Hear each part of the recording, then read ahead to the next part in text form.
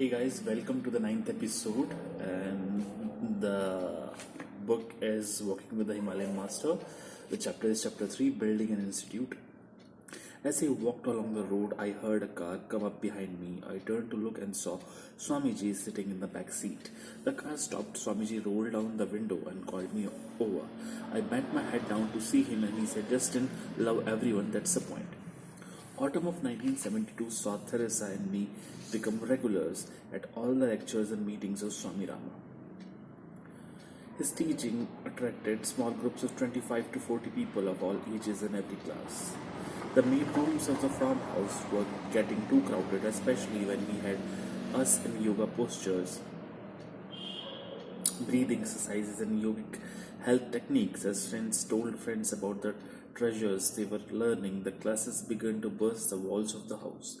Years earlier, Swamiji had marched out of a cave inspired by a vision. In his hand, he had carried a board on which he had sketched with a stick of charcoal from his fire the name and logo for a new yoga institute, the Himalayan Institute of Yoga Science and Philosophy. He had tied the board with rope and hung it on his back, walking through the streets of India picking up students. The students had come in such numbers that soon the institute had been officially organized in the city of Kanpur. The first students, S.N. Agnihotri, Dr. Sunandabai, Shivnath Tandon, Roshan Lal, among them remains his disciples today. When he had first come to the United States on the order of his master in 1969, Swamiji had lectured in New York City. He always laughed when he told us that his entrance into the Big Apple had mixed results. He had just completed his stay in Japan and had begun his US work by speaking first at a United Church. He had then given a series of evening lectures at a hotel. His lectures surprisingly had a declining attendance. One evening, a member of the audience had come up, introduced himself, and tactfully pointed out that the Swamiji was not in India. When lecturers are free, in New York, people expect to pay. They assume that no charge means no value. Swamiji had gotten the picture. This gentleman, who just happened to be in the public relations business, had proposed that with a few modifications, many more people would attend. He had offered to arrange the publicity, set up the venue, and take care of all expenses. If Swamiji agreed, they would divide the proceeds at the end of the series. The plan had gone so well that the crowds had filled the hall and the lecture series had to be extended.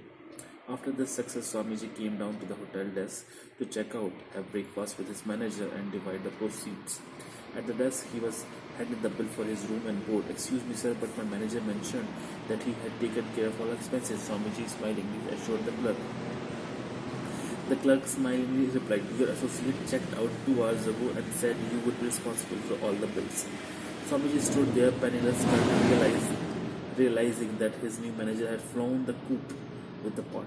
What should he do? At the moment, a Midwest couple standing behind him overheard the embarrassing predicament. They motioned Swamiji over to the side. "Sir, we couldn't help but hear your situation. May we apologize for the unfair way you have been treated in our country. Please have breakfast with us as our guest and let us take care of all your bills.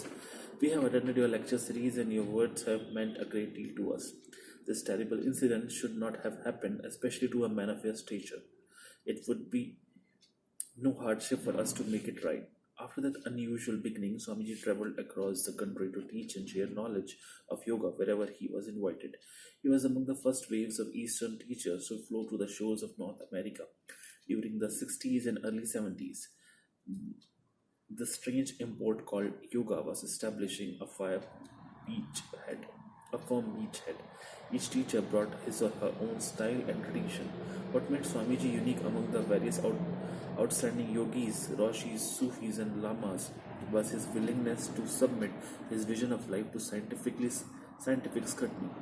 He walked his talk before scientists and lay person alike. For him, yoga was an intelligible science, more a sacred knowledge that comprised down-to-earth principles and practices for enabling people to better the quality of their lives. Yoga wasn't a Hindu cultural piece nor a sectarian dogma. As Swamiji spoke, one got the idea that yoga evinced a universality that touched people's lives because it spoke to their nature, not to their culture. Besides, it made pragmatic sense, and that was important to Americans. Thank you, friends.